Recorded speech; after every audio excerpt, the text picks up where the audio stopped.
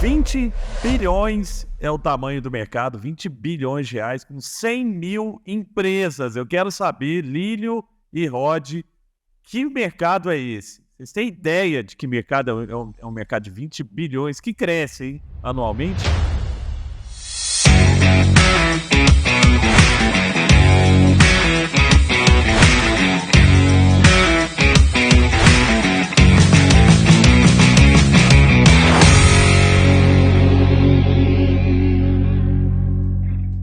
Mercado de hamburguerias no Brasil de 20 bilhões de reais. E aí eu tenho um business super legal para trazer aqui para vocês de um amigão meu. E eu vi esse business nascer, tá? Que chama-se... É um business chamado O Mundo do Hamburgueiro. Basicamente o que o Mundo do Hamburgueiro faz é... Ele supre as hamburguerias com tudo que ela precisa. O cara vende o pão, vende o queijo, o hambúrguer, a maionese, o ketchup, ele entrega tudo focado nos pequenos. Então ele sai andando, eles começaram só em Belo Horizonte, agora já estão em vários lugares de Minas Gerais, expandindo esse negócio, vende batata frita, né? Viraram um business gigantesco. Eu não posso aqui abrir os números, a taxa de crescimento do cara é igual taxa de criptomoeda ali, mas num business super tradicional. E eles, o que eu achei legal, que a gente falou já em outros episódios aqui, o poder do nicho, o poder do foco, né? Esses caras focaram num negócio que toda cidade tem. Chegar em Barbacena, cidade do meu amigo Rodrigo Paulucci e da minha querida esposa, tem várias hamburguerias lá. Olha que negócio genial. O cara entendeu que a dor da hamburgueria é sair para comprar tudo que é necessário, né, para montar o hambúrguer. Então o cara todo dia tem que ir lá no supermercado comprar um pão e ele vai pagar muito mais caro porque ele não está comprando direto, ele não tem escala para comprar direto para a fábrica. E essa turma do mundo do hamburgueiro, o cara compra direto da fábrica, em larga escala, e vem um caminhãozinho que passa lá em Barbacena, passa em Juiz de Fora, passa em Uberlândia, passa em várias cidades aqui, pertinho de Belo Horizonte também, entregando semanalmente tudo que o cara precisa para montar o melhor hambúrguer da cidade dele. Que doideira, hein, galera? E é impressionante um número desse para hambúrguer, até porque... E aqui, onde eu moro, aqui em Indaiatuba, a hamburgueria é febre, assim, total, né? Aonde você vai, tem uma hamburgueria nova e nascendo uma outra hamburgueria, né? Inclusive, uma hamburgueria que... E a gente falou bastante de tendência, né? Tem uma hamburgueria aqui que o cara começou a desenvolver o bacon dele. E aí todo mundo agora começou a comprar o bacon do cara. Ele parou de fazer hambúrguer, ele só faz bacon agora. Ele parou com isso. Mas eu achei super interessante, principalmente algo que ninguém olha. Quer dizer, ninguém não, quase ninguém, né? Porque quando você tá saindo do Madeiro, tem uma geladeira lá com pão, com um monte de coisa lá que você pode comprar e levar pra sua casa, né? Mas como é que é o nicho, mas é um nicho muito, muito, muito específico, mas muito relevante. Eu não tenho ideia, acho que a gente pode até ver esse número de quanto de hambúrguer se consome no Brasil, porque, cara, é monstro. Ah, então tá com pressa, hambúrguer. Então tá com pressa, hambúrguer, né? Onde você vai. A única pergunta minha, não sei se você tem informação, ele faz a entrega com refrigerado, com congelado mesmo, né? Ele tem o caminhãozinho na rua já fazendo... acho que 2 ou 3, viu, Lílio, caminhões. Cara, porque, refrigerado. E a minha pergunta é essa, porque ele deve ter congelado, e um caminhão tripartido, né, que você tem congelado e refrigerado, puta, não é fácil pra você manter um caminhão desse, pra você ter um caminhão desse. O cara achou um nicho muito específico, um nicho muito bacana. E Rod, ele falando disso, a gente tava batendo um papo antes sobre entrega de comida, né? Eu acho que tudo isso tem a ver, né? Como é que cresce a quantidade de gente comprando hambúrguer para um cara montar um case de batata frita e hambúrguer na medida certa, né? Já deve entregar o queijinho ali, né? Fatiadinho, com plastiquinho no meio, para não dar trabalho. Eu tive um café, Rod. Cara, vocês não fazem ideia do trabalho que dá você ter uma hamburgueria. O negócio é muito louco, cara. Oh, sensacional. Pera aí. Primeiro, boa noite, bom dia, boa tarde, dependendo da time zone que você estiver. Quem estiver assistindo no YouTube aí vai ver a camisa do Lílio, do meu querido Canadá. homenagem ao Canadá. A gente tá falando de bacon aqui, sabe como é que chama lombinho canadense lá no Canadá? Eu morei no Canadá há 5 anos, né? Meu filho nasceu no Canadá. Lá chama lombinho só. Enfim. Mas... Gustavo, Obrigado. piada de pai do dia já foi, tio do pavê, agora vamos falar do business. Esses caras, só para entender, esses caras, eles montaram um negócio que eles fornecem o produto para as hamburguerias, é isso? Isso. Ele funciona no marketplace, o cara vai, o chefe, o dono da hamburgueria vai numa app, faz o pedido, Isso. e eles vão entregar tantos quilos de carne, queijo, alface, pão. Exato. Animal. E ele compra em larga escala, então ele consegue preço muito melhor e consegue E distribui para esses levar caras. tudo para esse cara, tudo que ele precisa. Fenomenal. Tem algumas coisas. Primeiro, esse modelo é um modelo que eu já vi operar. Tem uma empresa no Canadá, por sinal, por isso que eu estava falando do Canadá, que eu conheci quando eu morava lá, chamava Chef Hero. E eles montaram um marketplace que eles só servem chefes de cozinha. Então, Olha. é literalmente esse processo. Provavelmente é o mesmo da hamburgueria. Um processo extremamente manual, que o chefe toda noite ela fala assim, amanhã eu preciso de 3 kg de carne, 200, porque carne... O restaurante pequeno, principalmente o restaurante pequeno, independente, ele não pode ter muito estoque, porque se ele tiver muito estoque, é dinheiro, consome dinheiro de caixa dele, é produto perecível, então eles compram literalmente tomate, alface, tem que chegar todo, fazer compra todo dia, e era um processo muito manual, de papel, etc. E esses caras entraram digitalizando esse momento, que eu imagino que é muito o que essa empresa que você está trazendo faz. Digitalização de um processo manual. E ele faz um processo de arbitragem, porque ele deve comprar no atacado as carnes, os queijos mais barato e vende quase no varejo, não é no varejo, mas vende direto pro negócio, pro dono da hamburgueria e ganha uma arbitragem em cima, além do todo o processo de digitalização.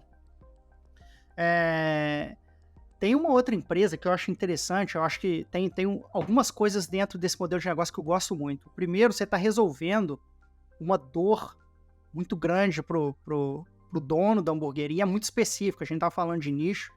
Ele vai, toma o pedido, ele digitaliza um processo, ele ganha tempo, ganha velocidade, ganha escala pro dono da hamburgueria, ganha um preço, provavelmente o preço dele também é muito bom, e abre uma oportunidade de negócios, e aonde recentemente eu também vi um caso de uma empresa aqui que chama Slice, e eu falo um pouco depois, é só para pizza, o que você está falando de hambúrguer, essa eu faço para pizza.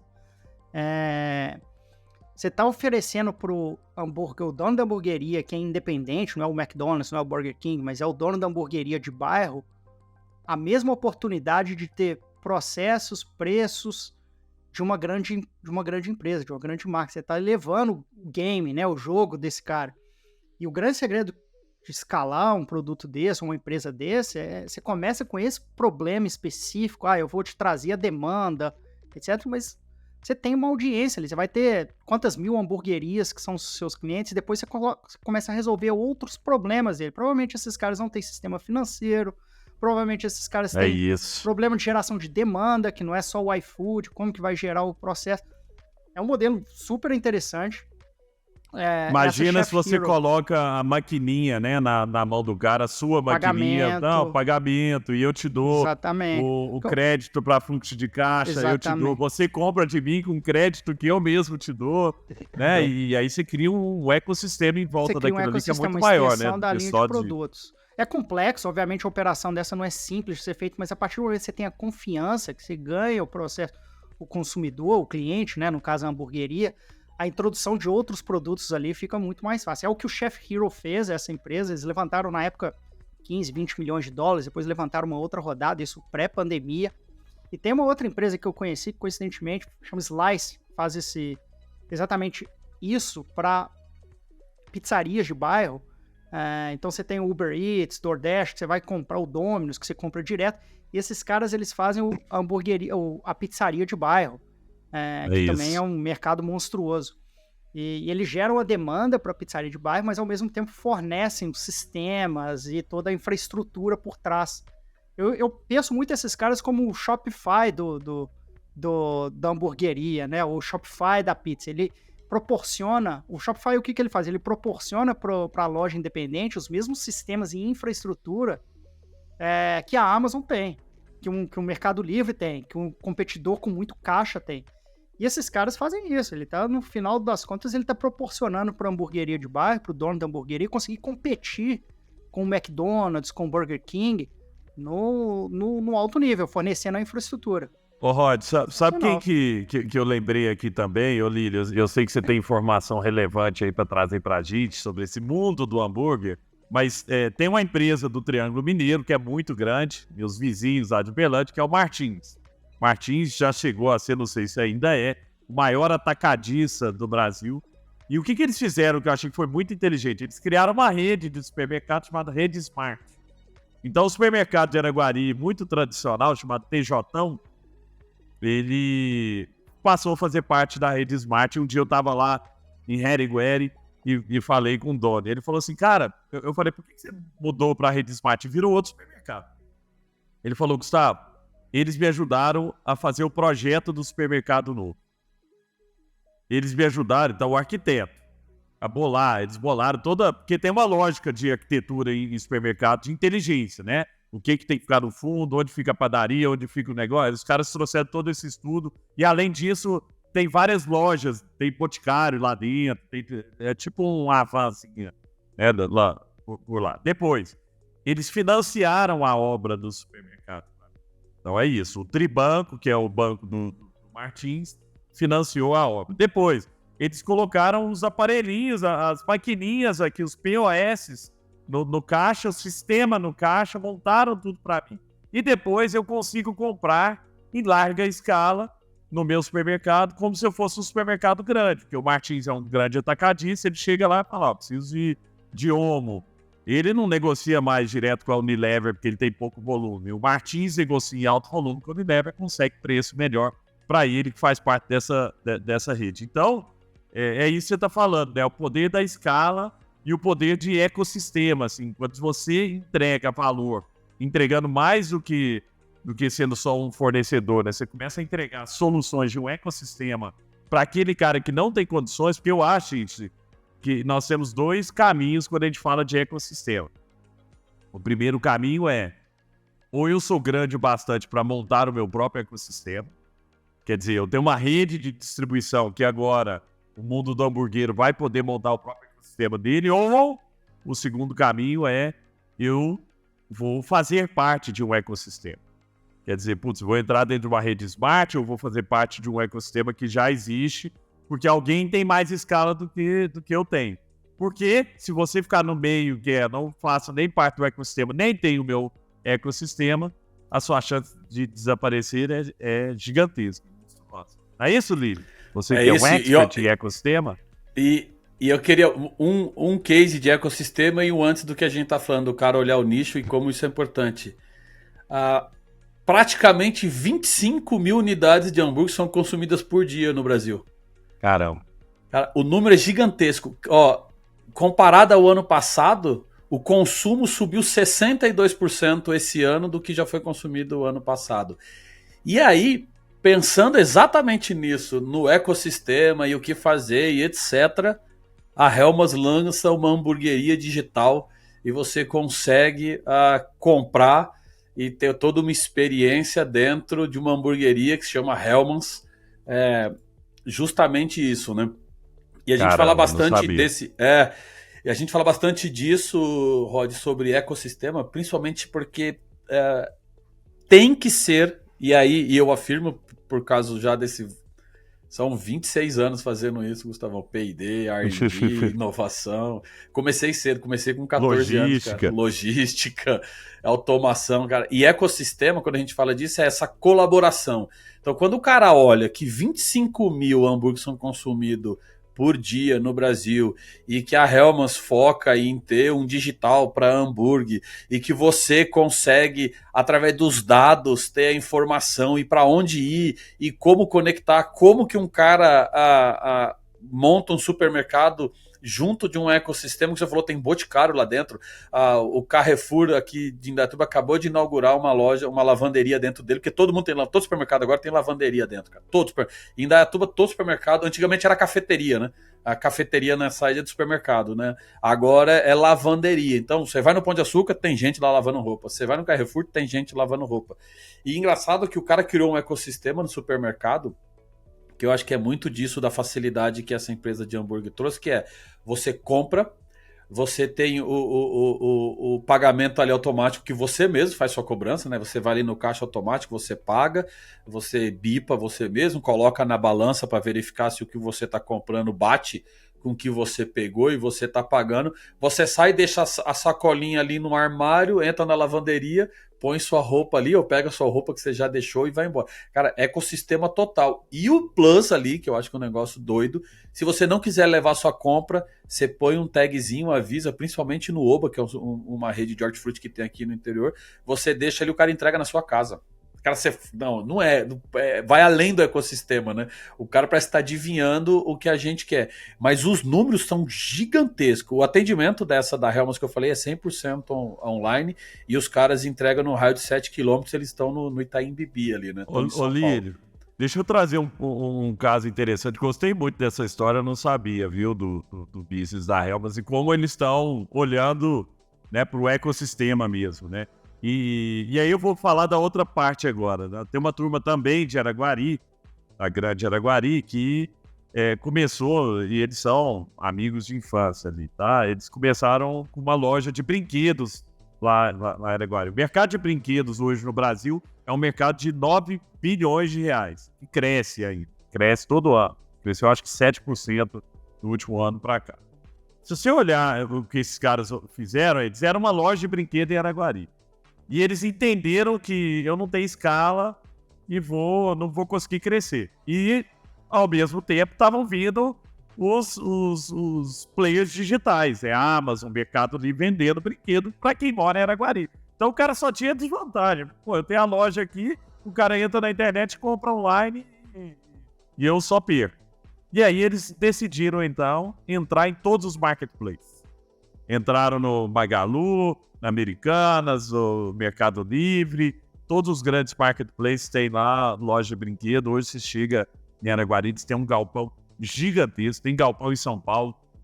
Mais de 90% da venda deles é para fora de Araguari e viraram um business que é hoje um dos... Eles falam assim, Gustavo, a gente é um dos 3 maiores vendedores de Pokémon do Brasil, a gente é um dos 3 maiores vendedores de Lego do Brasil, de Disney. Os caras vendem pra caramba pro Brasil inteiro, com uma estrutura de custo mais barata. Então, olha como é que o cara usou né, a cidade de Araguari, por exemplo, que até então, se ele fosse competir só ali, o mercado era pequeno, ele usou aquilo ali como a base e tem uma capacidade, né, uma estrutura de custo mais barata do que se ele tivesse em outro lugar. Ele, a partir dali, começou a mandar para o Brasil inteiro e criou um business gigante. Os caras não param de crescer.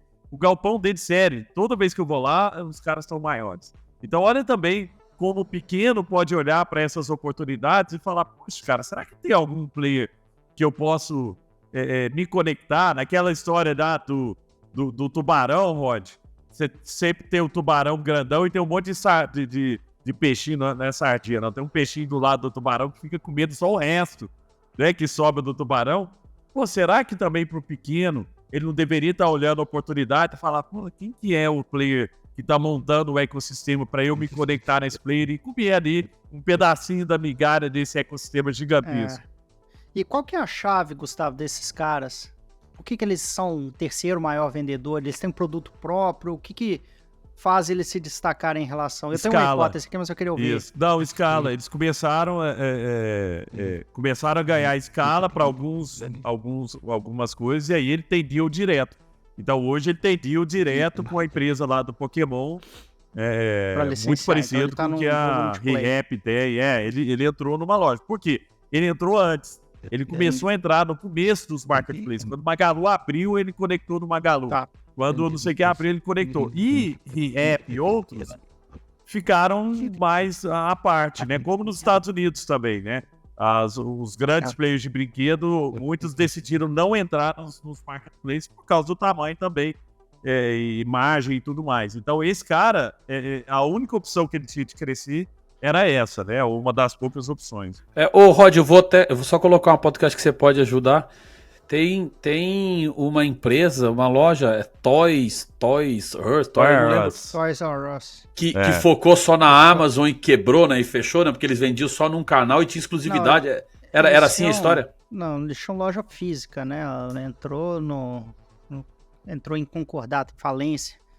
Mas como várias empresas, Circuit City, vocês devem lembrar, aqui mais recentemente foi a Bed Bath & Beyond, que também quebrou. Foi essa transição do físico para o digital que muitas não conseguiram se adaptar e outras conseguiram. Best Buy, por exemplo, foi um dos maiores casos de virada, de turnaround aqui, né? Empresa de Minneapolis, 120 mil funcionários, recuperação gigantesca. Então vai depender muito de como a gestão da empresa é feita. Mas só um ponto sobre o ecossistema que você estava falando, Gustavo. Por isso que eu te perguntei qual que é o jogo dele, se era volume, enfim. O que eu acho interessante quando você entra num ecossistema desse, você tem um cara que vai fornecer tudo para todo mundo, né? Então, você pega o exemplo, fala assim, vou abrir minha lojinha, ou no caso se eu sou uma hamburgueria, eu posso comprar carne, queijo, em geral, de um caso mais aberto, né? De alguém que vai fornecer toda a infraestrutura para ele. Mas esse cara, a hamburgueria, ou o caso que eu trouxe da pizza, eles têm necessidades específicas, né? Que um cara, por exemplo, vamos supor que seja a Amazon, o cara não vai conseguir, a Amazon não consegue fornecer os sistemas que o cara precisa, dos processos que ele tem, porque a Amazon está pensando num produto que vai servir milhões de lojas, né? E milhões de retailers. Então, quando você fala do tubarãozinho que come o que o tubarão gigante deixa de lado, é onde tem oportunidade também de centenas de milhões de reais e até bilhões de negócios que são formados ao redor das deixas de Amazon, Google, Netflix, enfim, porque esses caras não conseguem fornecer a infraestrutura verticalizada. Então, quando a gente pensa em ecossistema, cara, ou você vai ter um player gigantesco, você vai, do seu ponto, ou você vai você cria seu próprio ecossistema, você tem um ecossistema massivo, que você pode fornecer partes desse ecossistema para algumas dessas lojas, ou você cria um ecossistema vertical, que é o que eu gosto muito desse caso da hamburgueria, é o que eu gosto do caso da pizza, porque você consegue fornecer sistemas, processos, entender a demanda dessa loja ou dessa indústria de uma maneira que o gigante não consegue. Porque aquele mercado já ficou pequeno demais para ele, mas é um pequeno mercado de milhões, né, ou até bilhões de dólares, de reais, né, que consegue aplicar. Gosto muito desse modelo.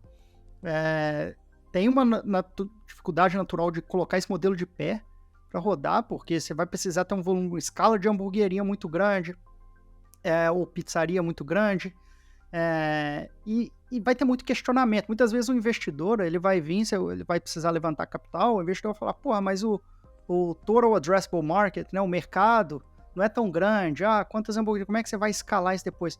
O que muita gente não leva em consideração é que esses mercados são extremamente tradicionais ou não digitalizados e eles estão começando a digitalizar. Então, a partir do momento que você digitaliza isso, você também aumenta o tamanho do mercado. Você abre portas que esses mercados antigamente não tinham, entendeu? Então, por exemplo, o volume de pizzarias independentes aqui nos Estados Unidos multiplicou, quintuplicou. E a partir do momento que você gera mais demanda, você tem capacidade de gerar demanda para essas pizzarias, e no caso das hamburguerias também, você passa a gerar pedidos, você passa a aumentar o mercado atingível dessa indústria. Tem dificuldades naturais como qualquer ecossistema para montar, você tem que ter uma oferta que seja muito vertical, que faça muito sentido, você tem que ser aprofundado na indústria. Eu não sei qual que é o perfil desses fundadores dessa empresa de hamburgueria, mas provavelmente eles já não vêm desse mundo. Engraçado, eles não vêm do mundo. Interessante. Mas olha que interessante que você trouxe aí, né? Então, assim, existe oportunidade para replicar esse modelo em outras verticais. Desde que, ouvindo aqui, tentando compilar, seja um mercado grande, e nós mostramos aqui, o Lírio trouxe o tamanho de quantos hambúrgueres são comidos por dia, um mercado de 20 bilhões de reais de hamburgueria. Só 25 de mil por dia? hamburgueria, não estamos falando do hambúrguer que você compra no supermercado, não. Só de hamburgueria, 100 mil hamburguerias. Então, me parece um mercado grande e deve ter outros mercados muito parecidos. Por exemplo, salão de beleza, né? Que é mais que tem em toda cidade, tem 10, por exemplo. Salão de beleza, qualquer cidade, pelo menos, né, 5 Sorveteria, salões você vai ter. pastelaria. Sorveteria, exato. Então, esse é o ponto. Segundo ponto, geralmente mercados não consolidados, mercados onde você tem muito cara pequenininho e pulverizado, né? Por quê? Porque aí você tem essa oportunidade de consolidar a demanda ali. E terceiro ponto, mercados pouco digitalizados. Então não são mercados onde o cara consegue, putz, vou entrar aqui online, eu já me conecto nesse player e tal. Não, a maioria dos caras deve ter controle de estoque na mão, deve fazer pedido na mão, não tem dado nenhum de que dia que eu tenho mais pedido e tal. E o provedor na outra ponta, o consolidador desse mercado, o consolidador desse ecossistema, ele possivelmente vai ser o detentor dos dados, né? E ele vai falar, ô Rod, você tem que comprar hambúrguer, toda segunda-feira você tem que comprar X hambúrgueres, porque ele dura para a sua semana aqui, entendendo a sua demanda. Você terça-feira é fraco, quinta é mais forte, pô, sábado você bomba, mas sábado você vende geralmente 150 hambúrgueres aqui. Então eu tô preparando a sua demanda. O dono, não, ele tem isso de maneira muito intuitiva.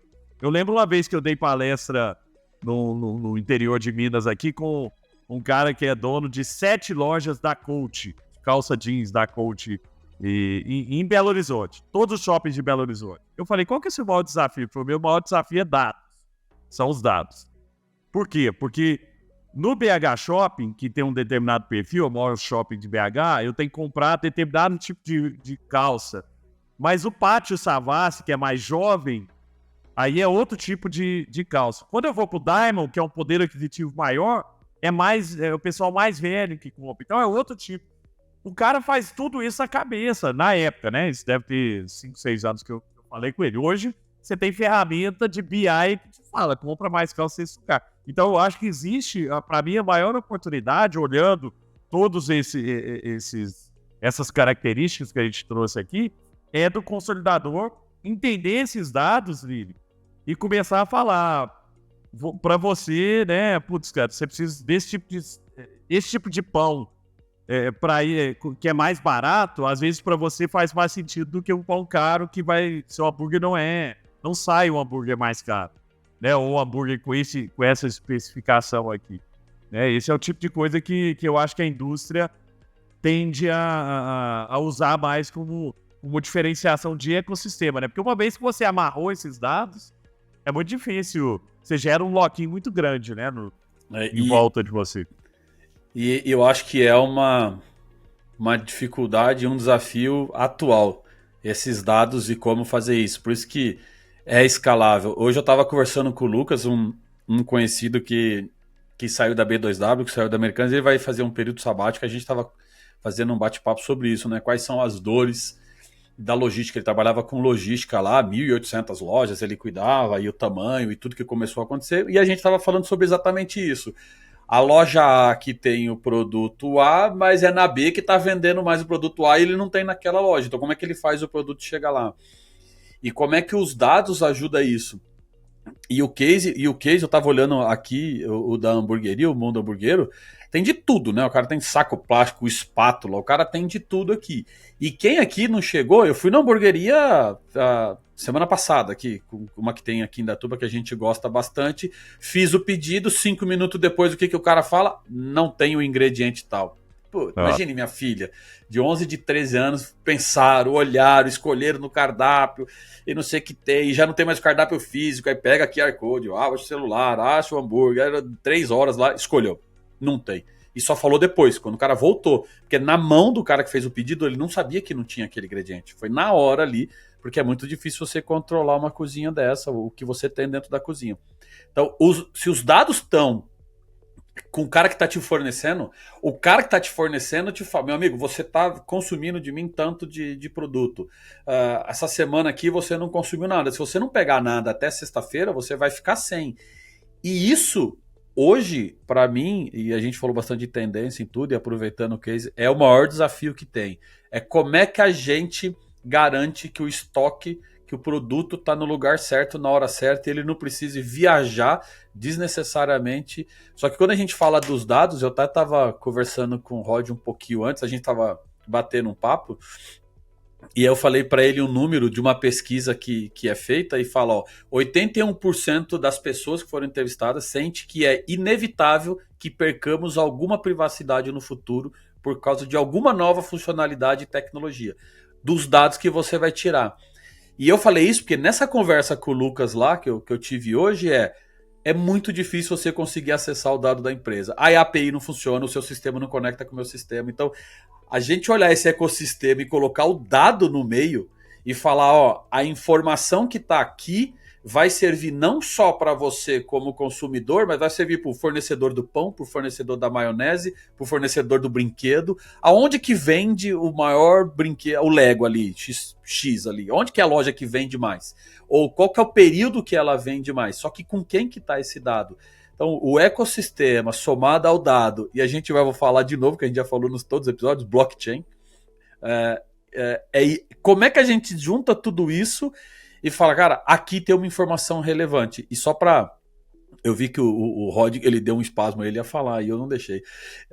Cara, não só o dado do que mais vende, mas clima, que é um dado de carro, quantos carros são emplacados, aonde que é o tamanho do carro, o tipo de rua para aquele tipo de carro, sei lá, tem quantos, eu fiz uma brincadeira com o cara da B2W hoje, quantos bilionários tem no Brasil? Acho que são 250 bilionários que tem no Brasil. Você vai fazer um carro para bilionário, meu amigo? Tem 250 no Brasil, a não ser que você venda 2 para cada um, você não vai vender mais que 500 carros de cara, né?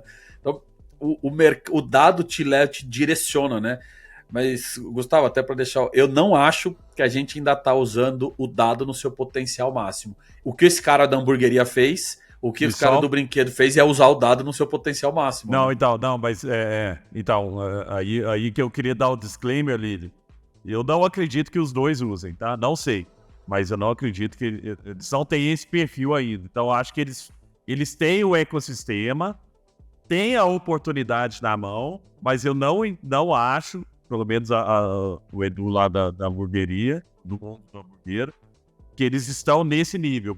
Eu acho que eles vão chegar lá, mas eles não estão nesse nível de entender ainda os dados e começar a fazer um negócio ainda muito mais personalizado. Você tem essa linha de aprofundar com os dados que o Lílio está falando para conseguir personalizar e otimizar a venda em cima daquela mesma linha de produtos. Exemplo, no caso da hamburgueria, putz, você estava falando que você compra essa carne segunda-feira, que ela está otimizada, você coloca uns deals, uns ofertas com desconto para tentar puxar, e aí ele tem uma otimização do próprio inventário dele, que ele compra no atacado para vender. Acho que esse é um caminho. Um outro caminho de criar um ecossistema desse, que pouca gente comenta, mas é um conceito interessante, são quais são os produtos complementares que você consegue vender para esse público, para essas hamburguerias, a partir do momento que você já tem o relacionamento, né? Eu não sei se é verdade, talvez agora eu vou trazer um ponto aqui. Uma vez eu ouvi que os maiores, a empresa que faz mais leasing de motos no Brasil é o iFood.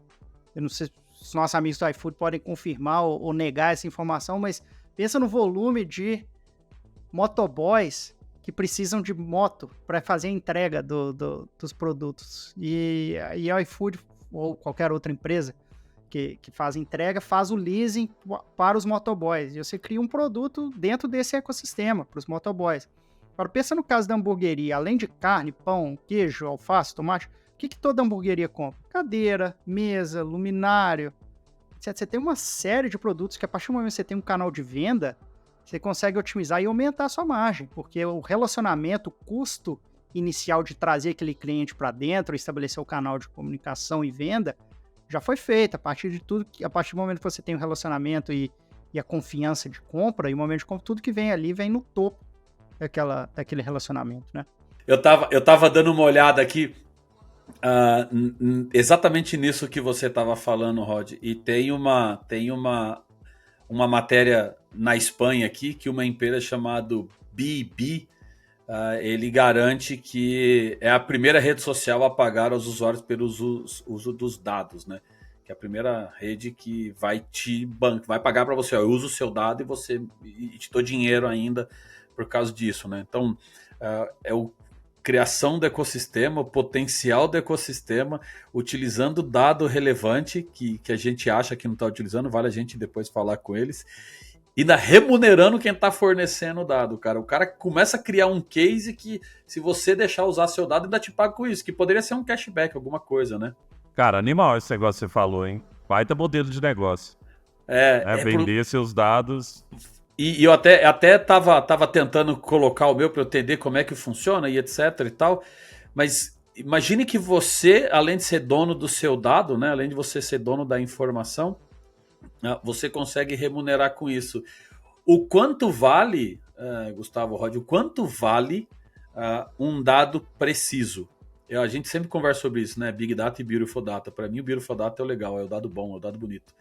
O quanto vale isso, o quanto valeria para o hambúrguer lá, para o mundo hambúrguer lá, o quanto valeria para ele um dado preciso, que foi o que o Rod comentou. Aonde precisa de mix de milkshake? De dólares, Lee. $1 bilhão foi quanto a Unilever pagou na Dollar Shave Club nos Estados Unidos. Foi um sucesso, um hit gigantesco. E basicamente a oferta deles, bilionária da One Dollar Shave Club, né, o Dollar Shave Club, foi por causa de dados. Eu estudei o caso dessa aquisição. E na história do estudo de caso, o argumento é: a indústria não tem acesso a dado do consumidor. Então, se você pegar, né, chutar a Unilever aqui, a Unilever, ela vende para o supermercado. Ela não vende direto para o Lee. Então, ela não te conhece, ela não sabe o que você quer. Quando eles compraram a Dollar Shave Club lá, não foi por causa do business de lâmina de barbear que eles faziam. Foi por causa do acesso que esse cara tinha à casa das pessoas. Por quê? Porque se eu entro na casa das pessoas, eu posso vender shampoo, eu posso vender sabonete, eu posso vender quais as outras oportunidades, que era o que o Rod estava falando ali, né, da hamburgueria. Mas imagina isso no mundo, né, de uma consumer company como a Unilever ou a Procter & Gamble, né, e outros. Então, a P&G. A gente tem que pensar, gente, que a maioria dos negócios trabalha de maneira muito cega. Não tem esse tipo de dado, Beautiful Data aí que você falou, Lírio. A turma não conhece, não tem esse dado do consumidor, não sabe quem somos nós. A maioria da indústria, a maioria dos players que são consumer company, e o Rod trabalha aí, né, numa consumer company. O grande desafio desses caras é isso, é tipo assim, pô, como que uma empresa como a Ambev, como uma empresa como a P&G consegue entender seu consumidor se esse cara não tem, muitas vezes, contato nenhum com você. Não tem a PepsiCo. Pô, eu tomo a Pepsi aqui em casa, Pepsi Black aqui em casa. Cara, a Pepsi nem sabe que eu comprei. Porque eu comprei no supermercado, que não sabe quem eu sou também. Porque o próprio supermercado tem dificuldade de saber quem eu sou. Nos Estados Unidos, não. Nos Estados Unidos, você tem lá, cara. E eu lembro, Rod, de nosso amigo Rafael numa loja no supermercado em Nova York, cara. E ele tinha, na época, um monte de chaveirinho. Na época era código de barras, né? Então você ia lá, todo supermercado tal aqui, você pegava o código de barras ali, passava, aí você tem o seu loyalty ali. Mas basicamente o que o supermercado fazia era entender quem era você, o que você estava comprando. Se você for no melhor supermercado de Belo Horizonte, que é o Verde Mar, e perguntar para o dono do Verde Mar quais os 10 maiores compradores de vinho Merlot aqui do Verde Mar, ele não tem nem ideia. Ele não tem ideia, porque ele não tem essa base de dados, né? Olha que oportunidade que existe ainda para a gente explorar melhor os dados. Relacionamento direto com o consumidor. Falando nisso aí, eu tenho um caso de uso para trazer aqui, que tem um pouco de relação sobre entender direto o consumidor. Mas foi uma empresa que eu conheci. Espere. Espere, Antes disso, Rod. Espera. Vale. antes disso, quem estiver nos ouvindo até aqui, tem que dar um like, porque é para isso que nós estamos aqui. Sabe por que nós estamos aqui? Para ouvir elogios de um cara igual o Yuri Ramos, que não sei se as pessoas conhecem o Yuri Ramos, mas é um dos caras mais brilhantes que eu já conheci. Escreveu um texto hoje no LinkedIn, elogiando o nosso podcast, e ele simplesmente é diretor do MIT em Boston, uma das universidades mais consagradas de tecnologia do mundo. Fez um texto espontaneamente, sem receber nada por isso, sem ser um influencer ou embaixador do nosso canal. O cara simplesmente escreveu que está adorando o bate-papo que nós estamos tendo. Diretor do MIT, Rod.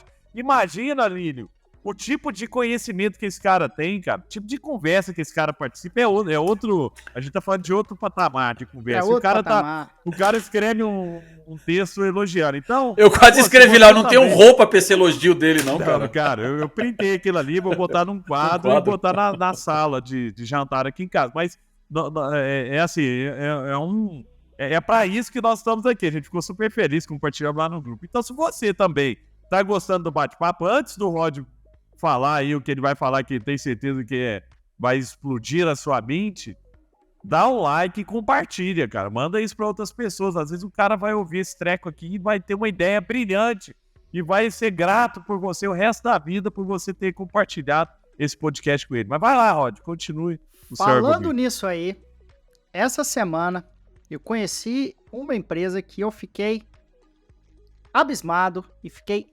encantado com o modelo de negócios deles. E a gente tende a pensar nesse mundo que a gente vive, tecnólogos como você, Gustavo, Lílio e tantos outros que a gente conhece, que o mundo é totalmente automatizado. A gente discutiu isso aqui no último episódio, inteligência artificial vai substituir, etc. Entendeu? O que eu conheci? Uma empresa que essa semana eu tive a felicidade de conhecer, que faz entrega porta a porta na casa das pessoas, de produtos congelados, de comidas congeladas. Fatura centenas de milhões de dólares. Então o que eles fazem? Cada 2 semanas eles batem na casa das pessoas, que já fazem parte, já estão na rede, uma empresa já está aí há décadas, e entregam o produto na casa da pessoa. Ô, Dona Maria, o que você quer essa semana? E aí ela vai, eu quero repetir o pedido da semana passada. E eles estão num processo gigantesco de integração de dados, digitalização desses consumidores. Mas eu achei alguns pontos muito interessantes e ficou na minha cabeça. Foi uma coisa simplesmente fascinante conhecer e ouvir falar, ter contato com uma operação dessa. Primeiro, a gente tende a achar que a automatização é o futuro, que as pessoas não querem conversar com humanos e que a gente quer ir direto pro... A gente teve na última conversa aqui, você pula direto e vai no chat, fica tudo robô, etc. Esse é um business extremamente high touch. O que é um business high touch que se fala que é que tem pontos de contato. Tem muitas pessoas... E tem um segmento de pessoas, de consumidores que querem falar com as pessoas e querem ter um relacionamento direto com o vendedor. Eu vi que tem gente lá, tem vendedor que vai na casa das pessoas a cada 2 semanas, é chamado para festa de casamento da filha do dono da casa, para graduação. É um relacionamento muito próximo que esses caras desenvolvem. E eles viraram a opção de compra de produtos congelados em cima desse modelo de negócio que eles criaram. Ponto número 2, eles viram uma oportunidade de entregar onde a Amazon não entrega. Muitas vezes a gente vive numa bolha, né? Você vive em Belo Horizonte, outro vive em São Paulo. Agora, imagina as áreas rurais. Imagina onde tem inverno pesado aqui nos Estados Unidos, a dificuldade das pessoas para saírem, irem no supermercado, ir no Walmart para fazer a compra. E muitas vezes a Amazon não chega nesses lugares, gente, porque a Amazon faz entrega, eles pegam uma pessoa para pegar e entregar. Eles têm vendedor próprio também, entregador próprio, mas não nas áreas rurais. E o terceiro ponto, que aí entra a parte de logística, que o Lili entende muito mais do que eu, mas é a entrega de produtos congelados na casa das pessoas, semanalmente. Então as pessoas fazem compra de supermercado com esse modelo. E a gente pensa, fala assim, putz, é um modelo de porta a porta. Cara, existe e é um processo gigantesco, é um modelo gigantesco. E eu fiquei simplesmente fascinado com que eles conseguiram criar uma rede de entrega direto para o consumidor. Eles absolutamente não têm esse problema de conhecer o consumidor, tem todos os dados e consegue otimizar a entrega para o consumidor. Obviamente tem muito trabalho e eles estão trabalhando nesse processo de digitalização das entregas, dos pedidos, e aí entra toda a oportunidade que a gente está falando de criação de produtos complementares e criar uma rede de relacionamento, mas o valor, o ativo, que é o relacionamento com o consumidor, foi criado. E eu achei simplesmente fascinante como que a gente tem várias lições para aprender, tanto se você está montando um negócio de tecnologia, como está começando um negócio hoje, de relacionamento próximo com o consumidor, modelos, às vezes, não convencionais, que a gente acha que já passaram, já morreram, estão aí faturando centenas de milhões. Tamanho deste mercado, 56 bilhões de dólares em 2023. 56 de comida congelada entregue em casa. Estou falando de comida congelada que você compra em freezer de supermercado, não. Entregue em casa só nos Estados Unidos. Olha o tamanho dessa oportunidade. O que é interessante disso? Bilhões, 56 bilhões em 2023. Então, o que é interessante desse negócio também, né? E eu vejo que essa não é, você estava conversando disso aqui também antes, que essa não é ainda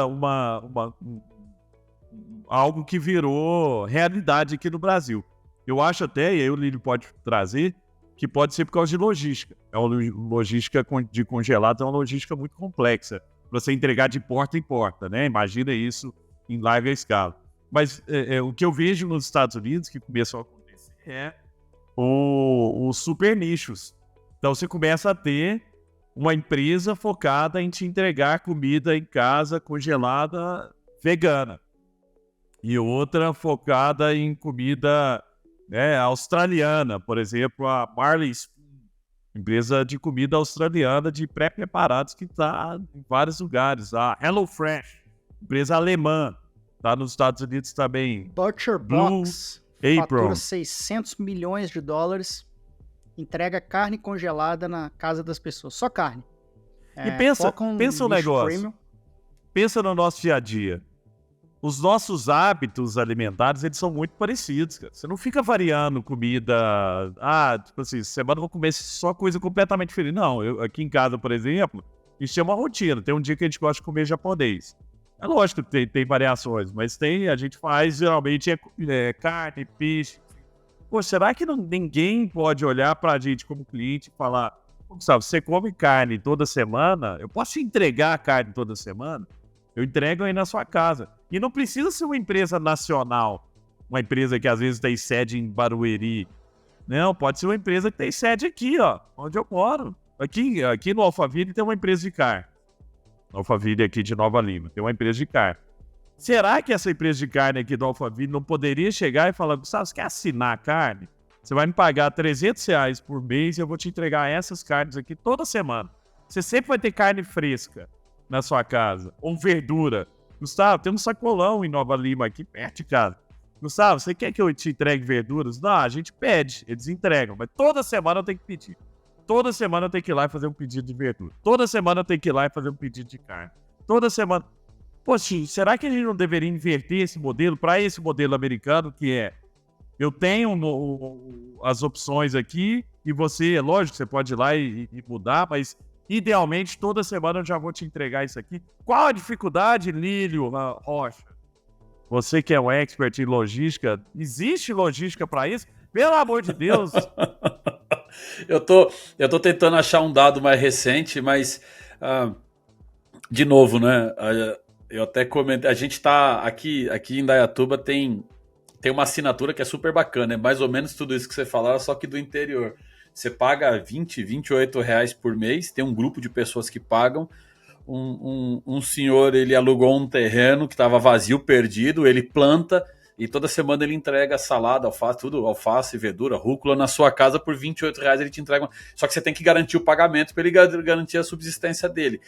Mas esse número que eu tenho é de 2015, eu não consegui ainda. Primeiro que a gente está falando de congelado, menos 18 graus, né? 1,5 milhão, em 2015, 1,5 milhão de carros, caminhões, carretas no Brasil. 23 mil era de refrigerado. 1,6% só é de caminhão. De tão nichado que é o congelado, de tão difícil que é para você ter um caminhão congelado, nem 2% de toda a frota de carreta de carretas no Brasil é refrigerada. Isso para fazer em larga escala. Então, o cara ter uma entrega... Apesar que a logística é uma dificuldade, né? E a gente não está falando só da logística, a logística em si, o caminhão, né? Imagine que a pessoa que vai mexer com refrigerado, ela não pode ficar lá 30 minutos dentro de menos 18, né? O cara não fica na geladeira. Tem blusa, tem um período que ele fica fora, tem um período que ele fica dentro. Então você tem todo um cuidado com as pessoas que estão dentro de um congelado. Mas na rua, que ele sabe que vai tirar, que vai te entregar, já vai orientar você, ó, chegou com esse produto, chega em casa, já guarda. Aquela orientaçãozinha que quando você vai no Swift eles fazem para você. Vai lá, ó, pega aqui, ó, faz isso, deixa no congelador, cuidado com porta, não fica abrindo ela. Isso ajuda. Mas a grande dificuldade para mim ainda é o entendimento que a gente tem da movimentação da carga, mas o quanto o congelado pode te ajudar. As pessoas preferem aquele que não é congelado, né? Que não tem. Isso no Brasil, Rod. No Brasil a galera acaba... mas de porta em porta, cara, a facilidade... A facilidade que traria pra gente, eu tava até buscando esse dado aqui de quanto de congelado a gente tem versus não congelado, esse eu não achei ainda. Mas a facilidade que te dá aí na porta, igual o comentário, o que você falou do cara que entrega, o tiozinho da verdura que entrega aqui na porta, é impressionante. Mas, de novo, a gente volta sempre a tratativa do dado. Quem gosta de congelado pode receber seu congelado em casa. É claro que vai ter que ser em carros menores, em carros menos com tamanho que possa VUC, né? Fiorino e etc. Você ia falar, Rod? Alguns pontos aí. Geração de demanda. Eu acho uma coisa que eu vejo claramente aqui nos Estados Unidos, os caras são muito bons em criar demanda baseada em ocasiões. Exemplo. Taco Bell queria vender mais taco. O que eles criaram? Acho que isso começou culturalmente aqui com o LeBron James fazendo, e eles aproveitaram e levaram isso para um outro nível. Que era o Taco Tuesday. Então toda terça aqui nos Estados Unidos virou uma febre. É o movimento, é o Taco Night, é o Taco Tuesday. Todo mundo pede taco e tem o gráfico deles de demanda, explodiu. E eles contrataram o LeBron James depois como garoto propaganda e virou a cara do Taco Tuesday. Segundo ponto, a gente está começando a temporada de futebol americano aqui. Então eles criam ocasiões, falam assim, putz, o que tem muito com futebol americano? Fazer carne, churrasco, grill, que eles chamam aqui. Eles mandam para sua casa, eles fazem as promoções, os bundles, focado naquela ocasião específica. Então, a criação das ocasiões que eles criam, a geração de demanda por ocasião, como que você vai consumir a carne, como que você vai consumir o produto, o taco. Eles fazem celebrações, ritos culturais. Pizza, Friday night, toda sexta-feira à noite. Comer pizza em família. Então, cara, assim, a geração de demanda aí na ponta, através de ocasião, você cria desculpa, conteúdo para as pessoas participarem. E vira um momento da família. Aí incorpora num hábito de compra que fica muito vira uma bola de neve exponencial, né, no sentido de venda, de escalar. Então o taco, e é difícil fazer um movimento cultural, você conseguir transformar, não é fácil, exige uma tacada de marketing muito boa, produção de conteúdo, consistência, mas a partir do momento que você consegue se inserir no calendário cultural, a geração de demanda vira aquele loop positivo, né? E, Rod, e a gente falou já em outro episódio também, o poder da escassez de coisas que são exclusivas, a pessoa se sentir exclusivo. E aí eu volto de novo no que você trouxe ali do chefe, mas imagina você ter um cardápio assinado por chefes. É um jeito de diferenciar também, né? Então, você acaba agregando valor. Então, às vezes, ao invés de falar, vou te entregar a carne crua, você vai olhar e falar, o quilo da picanha tá tanto, tá caro e tal. Você vai ter a picanha já pronta, só chega em casa e esquenta. Né? O chefe fez aquele prato. Hoje é a segunda-feira, é picanha. A terça-feira é isso. Quarta-feira é tal coisa e tal. E você tem já a semana inteira quase de um chefe fazendo isso para você. Eu tenho visto alguns milionários americanos, e eu não sei se isso é exclusivo para os milionários, mas deve ser, que tem esses chefes. Ele assina, né, o chefe, semana inteira ele tem um Léo Paixão, que é o chefe top aqui em Belo Horizonte. Semana inteira você tem ele, o cardápio dele, né? Então, segunda-feira é isso, terça-feira é aquilo e tal. Ele faz o cardápio exclusivo ali para sua casa, que é um outro nicho também. O que eu estou trazendo aqui é a lógica também de agregação de valor. A gente sair vou te entregar a carne pura, crua, e vou te entregar, ao invés disso, vou te entregar um prato. Isso gera mais valor, né? Isso pode ser uma grande oportunidade para os restaurantes que sofreram muito na pandemia. Isso pode ser uma grande oportunidade para os chefes de cozinha também terem mais escala. Eu lembro de uma... Você vai lembrar de uma grande especialista em tendências de mercado, que é a Faith Popcorn. Né? E a Faith Popcorn falava que uma das grandes tendências, isso ela falava há 10 anos, que uma das grandes tendências de mercado seria o cocooning. As pessoas iam se colocar dentro de casulos, né? A sua casa seria um casulo, e serviços que entregam coisas em casa seriam cada vez mais populares. Isso ela falava há muitos anos atrás, mais de 10 anos, porque na época eu estava na faculdade, mais de 10 anos.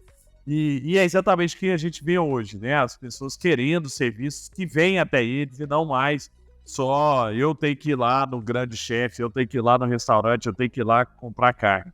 Então, ou comprar verdura.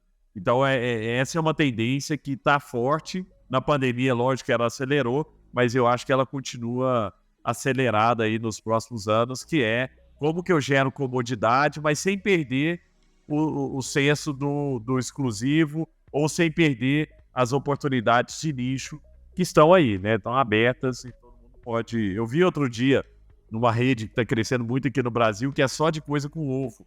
Eu vi, inclusive, em Campinas, egg ou alguma coisa assim, que é pão com ovo, tapioca com ovo, ovo não sei o que. Então, o cara criou um cardápio inteiro a partir de ovo. De novo, poder do nicho. Isso a gente pode até fazer para um próximo episódio, é isso, né? Quando você também transforma um produto em exclusivo, é isso, né? Um produto só, você conseguir... E esse do ovo, é verdade, você tem... Depois eu tento encontrar a marca, mas é o quanto um produto único... e tem com whey protein, né? Você tem tudo feito com whey protein, aí você tem tudo feito com ovo, você tem... e essa exclusividade, essa vontade de ter algo que tem a sua cara, o seu jeitinho, né? É super bacana. Mas só para me desmentir, Rod, de 21 para 23 cresceu de 27 para 31% o pessoal que quer comer congelado no Brasil. Então a gente está crescendo a vontade de congelados no Brasil. Tem um ponto do congelado, ele mudou. Historicamente, comida congelada era associada com comida qualidade não tão boa, não ótima. Mas isso mudou muito nos últimos anos. Existe comida congelada hoje muito boa.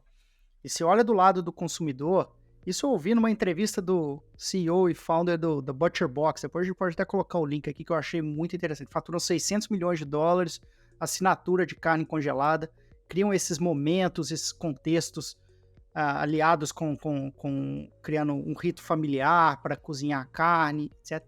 Ele falou algumas coisas. Primeiro, isso, o hábito, o pensamento da carne congelada, da comida congelada mudou. Está mudando e a percepção não é só comida de qualidade ruim, mas tem comida muito boa. Por exemplo, o exemplo que o Gustavo falou, chefes, assinaturas, você pode ter alguns pratos, assinaturas, assinados por chefes e feitos por chefes, etc., com uma qualidade muito boa. O segundo ponto é o seguinte, comida congelada, a percepção do consumidor, a comida congelada, o seu freezer, é a sua conta de poupança, e o seu refrigerador, a sua geladeira é a conta corrente, ou seja, ali é onde você gasta na conta corrente, no freezer é onde você salva, né, que você compra faz a compra do mês, etc. Então tem uma percepção em tempos difíceis, em tempos de inflação, de economia difícil, a comida congelada ela é mais resiliente, porque as pessoas precisam economizar, as pessoas precisam salvar e comprar em escala, tem mais volume.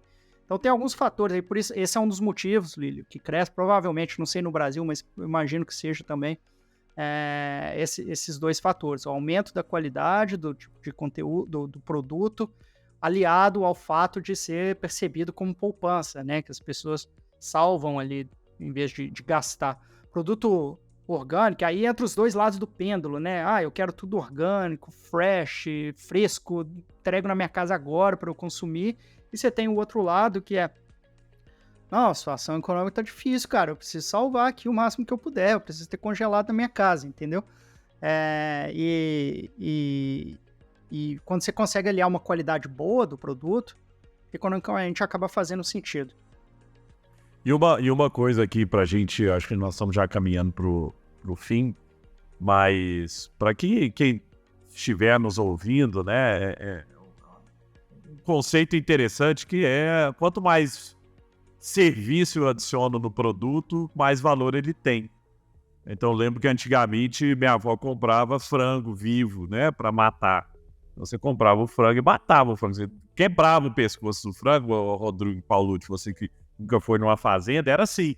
Você quebrava o pescoço, não, Lito? Quebrava o pescoço, depenava o frango e fazia o frango. E aí começaram a adicionar serviço, que era você poder comprar o frango inteiro congelado. Inteiro congelado. Você pegava aquele bloco lá de frango e cortava as partes dele, né? Tirava a coxa, sobrecoxa e tal. E adicionaram mais serviço no frango, o frango, as partes do frango, você podia comprar saquinhos só com coxa e sobrecoxa, só com coraçãozinho de frango. Não, galera, não, o frango não era feito só de corações, para cada frango existia apenas um coração, então aqueles 50 corações que viu naquele saquinho, são 50 frangos que se foram ali para que você pudesse comer um espetinho de coração. E aí foram adicionando mais serviços, que era, não, agora você tem o prato congelado de frango, onde você tem lá o estrogonofe de frango, né, da Sadia, da não sei o que e tal. E para mim, o grau máximo aí da evolução disso é realmente você ter os pratos deliciosos feitos a partir de frango, de boi ou de plantas, chegando na sua casa com todo o seu conforto e personalizado, de acordo com o que você gosta. Eu acho que essa vai ser a evolução, e usando, lógico, inteligência artificial, dados, para entender né, que tipo de prato para que tipo de pessoa lá na ponta. Eu acho que esse será o futuro que viveremos em breve, viu? Chegar na sua casa a comida que você quer. As pessoas têm cada vez menos tempo para cozinhar, as pessoas têm cada vez menos capacidade de produzir pratos deliciosos como o Lírio produz diariamente. Não, então você quer pratos bons, de boa qualidade, com ingredientes de boa qualidade, chegando na porta da sua casa diariamente ou semanalmente, quiçá quinzenalmente. Eu acho importante a gente falar e ressaltar, quando a gente fala assim, é o futuro, a gente tem uma tendência a pensar que o futuro vai morrer o outro. Um vive para um viver, um modelo viver, o outro tem que morrer. E a verdade é que não funciona assim, o mundo não funciona assim. Eles são modelos que coexistem. Às vezes o mercado como um total aumenta e você tem espaço para os dois crescem. Às vezes um vai roubar mercado do outro. O modelo rouba o mercado do outro. Mas assim, para comida congelada existir, o fresco não precisa morrer.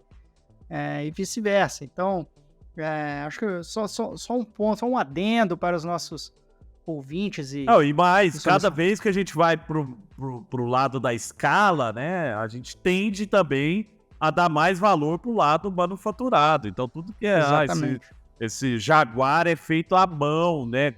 A galera costura o Jaguar à mão. Por isso ele é tão caro, né? Porque ele não é massificado. Então, o que é manufaturado, ele passa a ter muito mais valor do que é em escala. Lírio, vamos fechar esse episódio de hoje? Vamos Ou fechar. Não, ainda tem mais coisa aí. Vamos fechar. Tem só dois números aqui que eu acho que vai mostrar bem o que vocês disseram, da pesquisa lá da IGT que eu falei, que fala sobre a autenticidade. É um conceito vital para as marcas entenderem que cada vez mais é complexo definir o consumidor, etc. Aí o número 52% das pessoas estão dispostas a pagar mais por uma imagem que atrai a marca, sabe? Quando a marca tá... E 80% sente que é possível uma marca apoiar boas causas e ganhar dinheiro ao mesmo tempo. Então, o que você falou do franguinho aí, de você criar ele solto, né? Não criar aqui, você vai comprar ovo, ó, poadeira, tá solta, a galinha foi criada solta.